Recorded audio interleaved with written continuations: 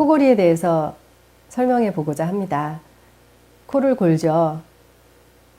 대부분 이제 입이 벌어지면서 코골이 소리가 나타나게 됩니다. 그러니까 밤에 자면서 코골이 소리가 나타나는 부분이 바로 이 부분입니다. 구강 코골이 부분은 혓부리 뒤쪽 이 부분에서 소리가 나타나게 되는 거죠. 근데 입을 벌리고 코를 골면 혓부리 뒤쪽에서 마찰음이 나타나게 되지만 입을 다물고 코를 골게 되면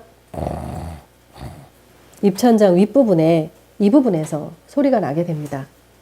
그러면 여기서 지금 설명드리고 싶은 이유는 입이 왜 벌어지게 될까요? 밤에 잠을 자면서 왜 입으로 숨을 쉬면서 혓부리 뒤쪽에서 소리가 나게 하는 그런 호흡을 할 수밖에 없게 될까요? 그 이유는 수면 중에 코 막힘이 나타나기 때문입니다. 코로 숨을 쉴 때 콧길은 콧구멍 한 군데로만 바람이 지나가는 것이 아니라 상비갑계, 중비갑계, 하비갑계에 이 코에 살점이 있는 부분이 있는데요. 코로 숨을 쉴 때 맨 위쪽으로 이렇게 바람이 지나가고 이렇게 바람이 지나가고 이 중비갑계 밑으로 이렇게 바람이 지나가고 하비갑계 밑으로 이렇게 바람이 지나가면서 이 네 부분에 바람이 다 잘 통과를 해야 하루 종일 밤에도 코로 숨을 쉬게 되는 거죠.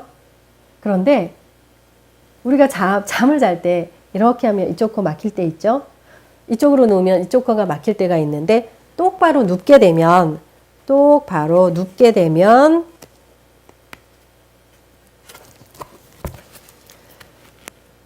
이렇게 있을 때는 코가 막히지 않다가 이렇게 눕게 되면 상비갑계 꼬리, 중비갑계 꼬리, 하비갑계 꼬리에 피가 고이게 되면서 우열이 되게 되면서 제일 좁은 부분, 이 부분을 막게 되면 수면 중 코 막힘이 되는 것입니다. 그러니까 나는 똑바로 누우면 코가 막혀.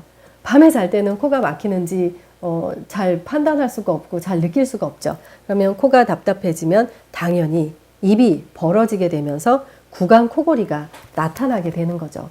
그래서 정말 코골이를 고치고자 한다면 입을 벌리고 소리가 나는 부분, 구강 코골이의 부분을 넓게 해줘서 소리가 나지 않게 해야 되는 것이 아니라 코로 숨을 밤새도록 수면 중 코막힘이 생기지 않게 코 구멍을 넓혀주는 치료를 해야 밤에 입이 벌어지지 않고 구강 코골이가 없어지게 되는 것입니다.